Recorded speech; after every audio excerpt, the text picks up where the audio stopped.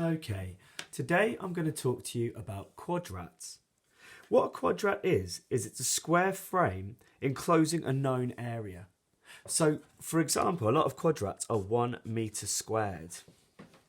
Now, what a quadrat could be used for is they could be used to help estimate the number of organisms in a particular area. And I'm going to show you how to do that. So what I've drawn here at the bottom, what this represents is it's a bird's eye view of a field containing lots and lots of plants called poppies.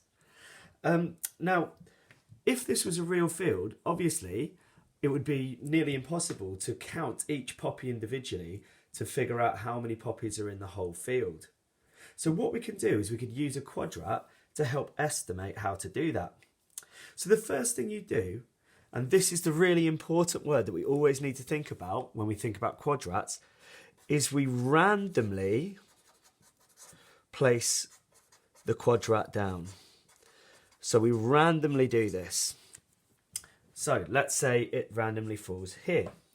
So this here just represents the quadrat that I've put down, okay?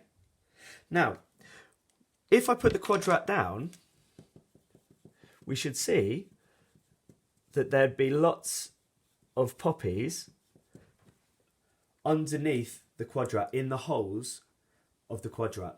So the quadrat just allows it to be nice and easy to count those poppies. So 1, 2, 3, 4, 5, 6, 7, 8, 9, 10, 11, 12, 13, 14, 15, 16, 17, 18, 19, 20, 21, 2, 3, 4, 5, 6, 7, 8, 9, 30. So because of the squares, it just makes it easy to count the number of poppies within that particular quadrat. So the next step, obviously, after you've randomly placed the quadrat, then you count the organisms. Now, quadrats are usually used to count plants, but they can be used to count other things such as slugs or other maybe insects that are less mobile. If it's a butterfly, it wouldn't be as good because the butterflies could just fly away. So they're used to count organisms. Now, what you need to do next, obviously, this one space in the field isn't necessarily representative of the whole of the field. For example, you can see there's a high density of poppies here. So as a result, we need to repeat process for a total of 10 times. So we're randomly going to place the quadrat 9 more times across the field. So let's say there's one there. So it's 2, 3, 4, 5, 6, 7, 8, 9, 10. So as a result, we're getting a view of the poppy distribution across the whole of the field rather than just one particular section. So what we do next is we find the total number of poppies. So let's imagine the total number of poppies that we counted in our quadrat is 200 poppies. Now, our next step is we want to find the mean number of poppies, so the average number per quadrat.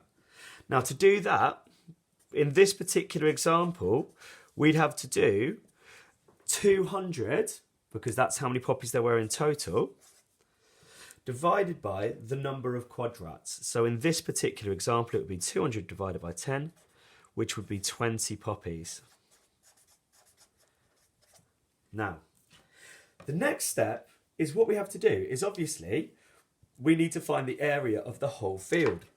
So we'd have to measure the length of this side of the field. Let's say that's 50 metres in length. And we'd have to measure the length of this side of the field. Let's say that's 40 metres in length right there. So the next step is to find the total area of the whole field.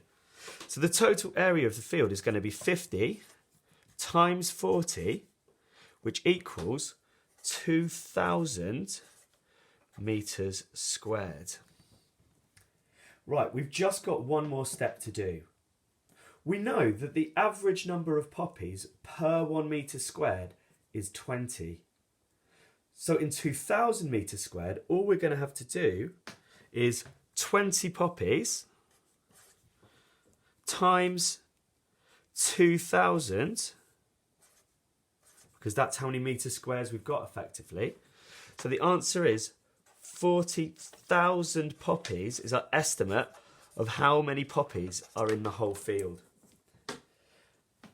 So, just to quickly remind you, A quadrat is just this square frame to help us count organisms. It could be used if we place it randomly across an area of a field 10 times. It can help us estimate the number of organisms in the entire field. You count the organisms, you find the total, you then find the mean per quadrat. Then what you need to do is times it by the area of the whole field, and we should have an estimate of how many poppies are in the whole field without having to count each one individually. Thank you.